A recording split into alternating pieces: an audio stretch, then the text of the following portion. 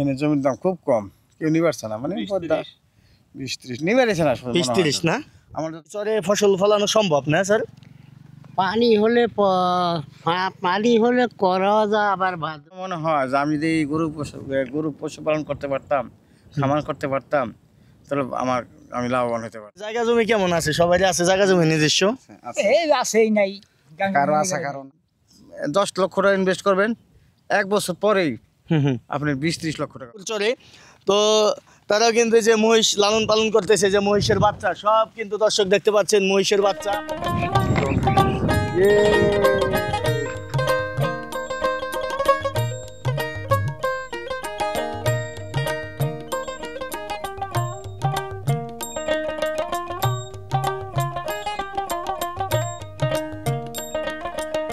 আসসালামু আলাইকুম দর্শক, আশা করি আপনারা সবাই ভালো আছেন।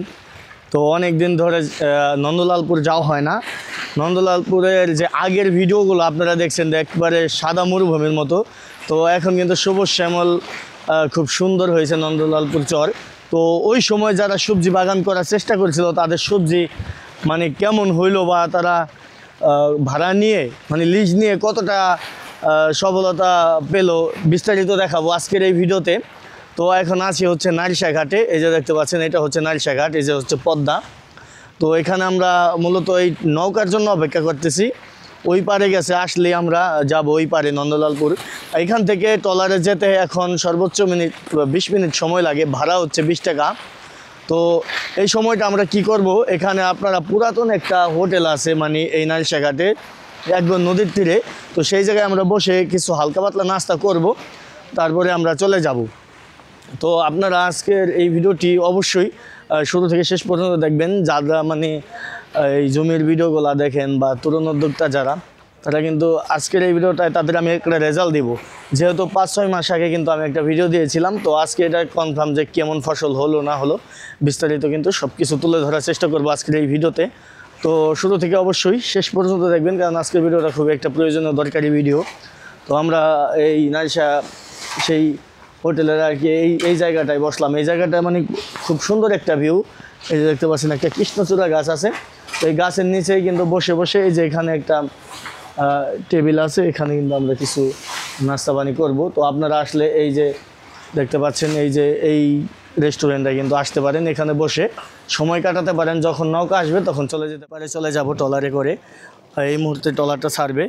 তো দেখতে পাচ্ছেন কিন্তু অনেক মানুষজন যাচ্ছে আমাদের সাথে। আর এই যে মোটরসাইকেলও নেওয়া যাওয়া যায়, এখানে কিন্তু মোটরসাইকেলও উঠানো হচ্ছে। এই যে দেখেন, মোটরসাইকেলও কিন্তু এই যে উঠাচ্ছে।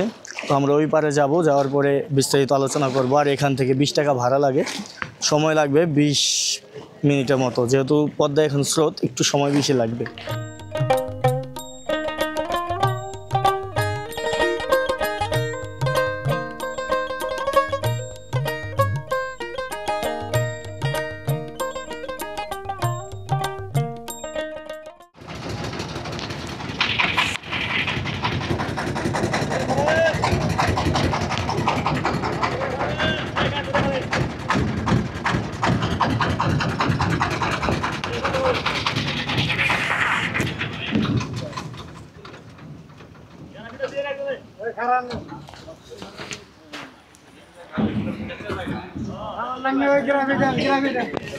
তো আমরা নেমে যাচ্ছি।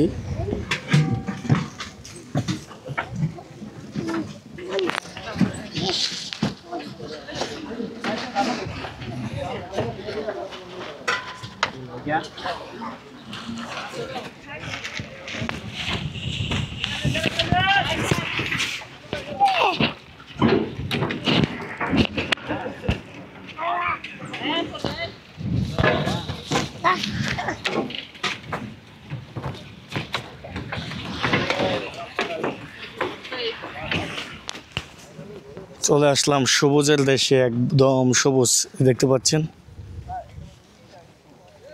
এই যে আবার এরাই কিন্তু ওই পারে চলে যাবে, এখানে যে অপেক্ষা করতেছিল তারা আবার ওই পারে চলে যাবে। দর্শক, তাহলে কিন্তু অবশেষে আমি নামলাম এই নন্দলালপুর চরে। কি সবুজ দেখতে, আসলে খুবই সুন্দর লাগতেছে। দেখেন কি, আপনারা যে আগের ভিডিওগুলো দেখেছেন সেই ভিডিওতে দেখছেন যে আসলে একদম মরুভূমির মতো, কিন্তু বৃষ্টির কারণে এখন দেখেন কতটা সবুজ হয়েছে। তো নদীর পাড় থেকে আমরা যাব। কিছুদিন আগে যারা এখানে ফসল করতে আসছিল, মানে জমি লিজ নিয়ে, তাদের কি অবস্থা, তারা কেমন ফসল করলো, অবশ্যই আজকে দেখাবো। তো দর্শক, আমরা এখন হাবিব ভাইয়ের বাসায় যাচ্ছি। মানিকগঞ্জ থেকে এসে কিন্তু হাবিব ভাই এখানে কিন্তু শাকসবজি চাষ করে, তার সাথে কথা বলবো। হাবিব ভাই বাসায় আছে নাকি? ভাই বাসায় আছে? ভাবি ভালো আছেন? ভাই বাসায় নাই, কই গেছে? ওই যে মানে ওই যে ওইদিকে যে ক্ষেত আছে, ওই ক্ষেত্রে না, কি নিয়ে গেছে? ও জঙ্গল কাটার গাড়ি। ও কত দূর ক্ষেত এখান থেকে? ও আচ্ছা আচ্ছা, ঠিক আছে, ঠিক আচ্ছা আচ্ছা, ঠিক আছে ঠিক আছে। দর্শক, হাবিব ভাইয়া জঙ্গল পরিষ্কার করার যে গাড়ি আছে, সেই গাড়ি নিয়ে গিয়েছে সেখানে। তিনি 13 বিঘা জমি লিজ নিয়েছে ওইখানে। এখানে দর্শক দেখতে পাচ্ছেন লাউ, পেঁপে এগুলা চাষ করা হচ্ছে। এই যে দেখেন, তো তার কাছে থেকে জানবো বিস্তারিত। দর্শক, এই যে আমি কিন্তু চলে আসছি নন্দলালপুর চরে। এই ট্রলার থেকে নামার পরে কিছু পথ দূরে।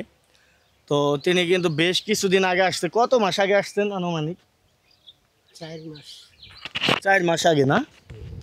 4 মাস আগে সেই এগুলার চাষ করছেন না? এগুলো চাষ 2.5-3 মাস। 2.5-3 মাস না? 2.5 মাস। 2.5 মাস। আপনি একাই আসছেন না ফ্যামিলি সহ এখানে? না, আমি এলো একাই নিজেই রান্না বান্না করে খান না? পাশের বাড়িতে খাই। ও আচ্ছা আচ্ছা, পাশের বাড়িতে খায়। তো দর্শক, এই যে দেখতে পাচ্ছেন তিনি কিন্তু যে সবজি চাষ করেছেন সে মানিকগঞ্জ থেকে এসে। দর্শক দেখেন, পেঁপে কিন্তু পেঁপের চারা হয়েছে মোটামুটি, কিন্তু ভালোই চারা হয়েছে, তবে একটু কষ্টকর এখানে চাষ করাটা। তো প্রফেশনাল যিনি চাষি, তিনি না হলে, প্রফেশনাল না হলে কিন্তু করাটা মুশকিল। তো মোটামুটি ভালোই ফলন হয়েছে দেখা যাচ্ছে। তো এখানে বৃষ্টির একটু সমস্যা, মানে বৃষ্টি বাদলের দিনে সবজিটা করা যায়, তবে খরার সময় এটা করা খুবই মুশকিল। তো তিনি কিন্তু খুব অভিজ্ঞ লোক। তিনি এখানে কিন্তু ফসল ফলাইতে পেরেছে। তো পানি হলে কি পর্যাপ্ত এই চরে ফসল ফলানো সম্ভব না স্যার? পানি হলে করা যায়, আবার ভাদও আছে। আচ্ছা আচ্ছা এই সমস্ত পেঁপের জন্য বেশি পানি লাগে না। আচ্ছা আচ্ছা, বেশি পানি লাগে না এইসব পেঁপের জন্য না? পানি লাগে। তো দর্শক, এই যে দেখেন, মূলত আমি কিন্তু এইটা দেখানোর জন্যই আপনাদের আসছি যে কেমন হয়েছে ফসল। এখানে আপনারা দেখতে পাচ্ছিলেন যে পুরা কিন্তু সাদা ছিল। তো সেই জায়গায় কিন্তু ফসল হয় ইনশাল্লাহ, আল্লাহর রহমতে কিন্তু ফসল কিন্তু হয়েছে। তো মোটামুটি আমি আর একটু জায়গায় যাই, আপনাদের দেখানোর চেষ্টা করি। তো মূলত আচ্ছা আচ্ছা, এই যে গাছে পেঁপে হয়েছে ওই গাছে দেখেন 30-40টার মতো। 30-40টার মতো, হ্যাঁ হ্যাঁ। এটা কি আপনার হাইব্রিড পেঁপে না? হাইব্রিড 50টা আছে, আরগুলো বাংলা। বাংলা না? আচ্ছা আচ্ছা। আপনি কত বিঘা লিজ নিয়েছেন এখানে? না, আমি মাত্র এই 1 বিঘা টেস্ট করতেছি কি করা যায়। টেস্ট করতেছেন 1 বিঘা? টেস্টে আমি এটা করেছি। ওই যে হাবিব ভাই তো ওখানে 13 বিঘা নিছে। 13 বিঘা নিয়েছি, ওগুলো বিভিন্ন ফসলের কালাই, আচ্ছা আচ্ছা আচ্ছা, সেজন্য না? তেল, বিভিন্ন জিনিসের। আমি অন টেস্টে এটা দেখলাম কি হয়, এটার রেজাল্ট দেখে আমি পরবর্তীতে স্টেপ নেব। আচ্ছা আচ্ছা আচ্ছা, টেস্ট করার জন্য। তাহলে কি মনে হইলো আপাতত? আপনার মনে হইলো কি, মানে টেকা যাইবো নাকি টেকা যাইবো না এখানে? এখানে আপাতত 50-50 বলা যায়। এরপরে যে ভাদ্র মাসের দিকে যদি, অবশ্য বিগত 2 বছরে নাকি বন্যা হয়নি। আচ্ছা আচ্ছা যদি বন্যা হয় তাহলে তো এগুলো তলিয়ে যাবে, আর বন্যা না হলে এগুলো অন্তত আশা করি ইনশাল্লাহ সাকসেসফুল হওয়া যাবে। আচ্ছা, মেন বিষয়টা হচ্ছে বন্যার দিকে। এই যে গাছগুলা করা হয়েছে, যদি বন্যার পানি উঠে তাহলে একটু সমস্যা। আর বিগত 2 বছর ওঠে নাই, এবছর বলা যায় না উঠবে কি না, আল্লাহ জানে। তো যাই হোক, হয় আর কি। আর স্যার হচ্ছে তিনি টেস্ট করতেছেন প্রথম অবস্থায়। তিনি হচ্ছে এটা টেস্টের জন্য রাখছে, যদি হয় সাকসেস তাহলে কিন্তু তিনি আরও জমি লিজ নেবে ইনশাল্লাহ এখানে। আর জমি কিন্তু খুব কম দামে কিন্তু লিজ নেওয়া যায়, মাত্র বিঘা আপনার 2,000-2,500 টাকা বিঘা বছরে লিজ নেওয়া যায়। দর্শক আপনারা পিছনেই দেখতে পাচ্ছেন যে সেই দোতলা বাড়ি, কিন্তু বাড়ির মানুষজন নেই বাড়িতে, কিন্তু তাদের বেগুন গাছ, এই যে লাল শাক, ধুন্দুল মোটামুটি কিন্তু ভালোই হয়েছে, পেঁপে বিভিন্ন কিছু কিন্তু তিনি চাষাবাদ করেছে। আর তার দোতলা ঘরটাও এখন দেখা যাচ্ছে, আগের ভিডিওতে আপনাদের দেখিয়েছিলাম। তো মোটামুটি বলা চলে যে সাকসেস। আপনার এই চরে জমি নিলে পরে আপনি একটা কিছু করতে পারবেন, যাদের আর কি উদ্যোগ আছে তারা কিন্তু করতে পারবেন। দর্শক দেখেন কোথায় আসছি আজকে, দেখেন এই যে মহিষ, পিছনে কিন্তু আমার সাথে মহিষ আছে, এই যে দৌড়াচ্ছে, ঘাস খাচ্ছে মহিষ, একদল মহিষ কিন্তু চলে আসছে দর্শক, নিয়ে আসছে তারা এই নন্দলালপুর চরে। তো তারাও কিন্তু যে মহিষ লালন পালন করতেছে, যে মহিষের বাচ্চা সব কিন্তু দর্শক দেখতে পাচ্ছেন মহিষের বাচ্চা আপনারা। তো আজকে নন্দলালপুর চরে এসে কিন্তু এই দৃশ্য দেখে কিন্তু আমি খুবই খুশি। এই যে দেখতে পাচ্ছেন সব মহিষের দল কিন্তু ঘাস খাচ্ছে দর্শক, প্রাণটা জুড়িয়ে যাচ্ছে এই চরে এসে। মাত্র 20-30 হাজার 50 হাজার টাকা বিঘা জমি এখানে কিন্তু দর্শক দেখেন লিজ নিয়েও কিন্তু করা যায়।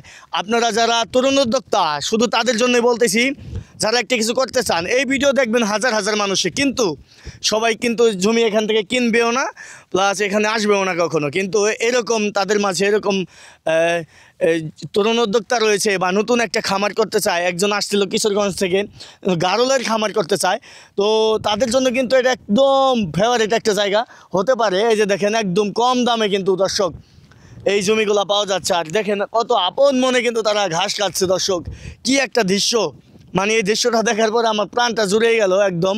এই যে দেখতে পাচ্ছেন জমি জমা কেমন এখানে, আপনার জমি বিঘা কত করে? এই যে জমি দেখতে পাচ্ছি, এই তো এটা তো নদীর পার, এটা জমি কম, তো 10-20 হাজার টাকা বিঘা এটা। কিন্তু ওই যে ওই দিকটা না, হ্যাঁ হ্যাঁ ওই দিকটা, ওই দিকটা লাখ টাকা বিঘা। আর আমাদের ল্যান্ড আছে পরে কইতলে, হ্যাঁ না, বাংলায় বলেন, বাংলায় বলেন। আমাদের জমি আছে ওই দিকে, আচ্ছা, ওই যে নন্দলালপুরের দিকে দেয়ারা নাকি মাদ্দুরকান্দি, ওখানে জমির দাম বেশি, জমিটা খুব ওইখানে কত উর্বর জমি? ওখানে 1.5 লাখ টাকা, 1.5 লাখ টাকা বিঘা। হ্যাঁ। আর এই যে দাঁড়ায় আছি এখানে, এটা তো নিয়ার বাই পদ্মা, এনে জমির দাম খুব কম, কেউ নিবারছে না, মানে পদ্মা 20-30 নিবারেছে না, 20-30 না, আমার যত মনে হয়, আই থিঙ্ক দ্যাট। আচ্ছা আচ্ছা, এখানে জমি লিজ নিয়ে কি কি করা যেতে পারে আর কি, চরে কি কি করা যায় এখানে? আমি মনে করি আই থিঙ্ক দ্যাট যে পশু পালনই সব মানুষের সবচেয়ে বড় উপজীবিকা। ঘাস আছে, অঢেল ঘাস আছে, গরু ছাড়ে দিয়ে পশু পাললে আমি মনে করি লাভবান হবে অবশ্যই। অবশ্যই না, পশুপালন করলে। পশুপালন করলে এই যে পিছনে দেখতে পাচ্ছেন এক দল মহিষ, হয়তো তারা অন্য জায়গা থেকে আসছে মহিষ পালন করতেছে, তাই না? না, এটা মহিষ পালন করতেছে লাভের জন্য, ওই যে আচ্ছা আচ্ছা, ছাড়ে দেয়, মানে ঘাস কিনতে হয় না। এই যে একটা কৃষকের জন্য একটা সাশ্রয় হয়েছে, ঘাস কিনতে প্লাস হয় না। পয়েন্ট একটা, হ্যাঁ অনেক plus point, heavy plus point. হ্যাঁ, আচ্ছা আচ্ছা। আর এখানে জমি যদি লিজ নেওয়া হয় তাহলে বছরে 1 বিঘা কত টাকা দিতে হয়? 1 বিঘা 1,000-2,000। 1,000-2,000 না? আপনার বাসা মূলত তো ওই পারে না, জয়পাড়া, ঢাকা দোহার জয়পাড়া। আমি সাবেক চিফ অ্যাকাউন্টেন্ট, জয়পাড়া বিশ্ববিদ্যালয় কলেজ, রিটায়ার্ড পারসন, 2 বছর 25 দিন হয়েছে এখন আমার। আর তাই, আচ্ছা। তো আপনার প্ল্যানটা কি আসলে, এখন কি করতে চান অবসর সময়ে? আমার মনে সবসময় মনে হয় যে আমি যদি গরু পশুপালন করতে পারতাম, খামার করতে পারতাম, তাহলে আমি লাভবান হতে পারতাম। আচ্ছা আচ্ছা, হ্যাঁ, কলার বাগান। মানে এই দেশটা আসলে যেই যাই বলো, কিন্তু এখানে একটা লাভবান হওয়ার জন্য কিছু ইনভেস্ট করলে প্রচুর লাভ। আপনি এনে 10 লক্ষ টাকা ইনভেস্ট করবেন, 1 বছর পরেই আপনার 20-30 লক্ষ টাকা হবে। কিন্তু এই 10 লক্ষ টাকা আপনি দুহারে ইনভেস্ট করেন, আপনার সীমিত আয় হবে। এখানে মানে আপনার কলার বাগান করা যায়, পশুপালন করা যায়, ভুট্টার চাষ, ঘাসের চাষ।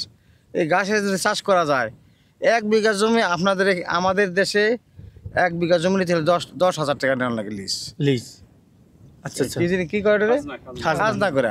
আর এখানে মাত্র 2,000, 1,000 পাওয়া যায়, 1,000 পাওয়া যায়। 1,000 পাওয়া যায়। তো সেই উদ্দেশ্যে কি আপনি আসছেন না অলরেডি জমি নেওয়া হয়েছে না, আপনার? আমি আসতেছি এনজয় করার জন্য ঘোরার জন্য? হ্যাঁ, ফর এনজয় আচ্ছা, এই সময় অবসর আর সময়। Enjoy and I move to and fro for enjoy আচ্ছা for আচ্ছা mental satisfaction but nothing else. ও, আচ্ছা আচ্ছা আচ্ছা। ও, তাহলে আজকে মানে ঘোরার আপনারা জন্য কোন আসছেন, পত্রিকা? একটু ফ্রি টাইম কাটানোর জন্য আসছেন। ট্রলার কিন্তু চলে আসছে, এই যে দেখেন পদ্মায় ট্রলার চলে আসছে, আমরা এখন চলে যাব। তো দেখা হবে আর একটি নতুন ভিডিওতে। তো দেখতে পাচ্ছেন এই সবুজ শ্যামল এই নন্দলালপুর চরে কিন্তু আপনারাও চাইলে আসতে পারেন ভ্রমণ করার জন্য। এখানে অনেকে কিন্তু পিকনিক করতে আসে, চাইলে কিন্তু এখানে পিকনিকও করতে পারেন। এখানে কিন্তু একটি পিকনিক স্পট বলা চলে। আর এখানে আপনারা দেখতে পাচ্ছেন যে এই যে যাত্রীগুলো নামছে আর অনেকে অপেক্ষা করতেছে আমাদের সাথে যাওয়ার জন্য। তো আমরা এখন চলে যাব ওই পারে। তো সবাই ভালো থাকবেন, সুস্থ থাকবেন, খুদা হাফেজ।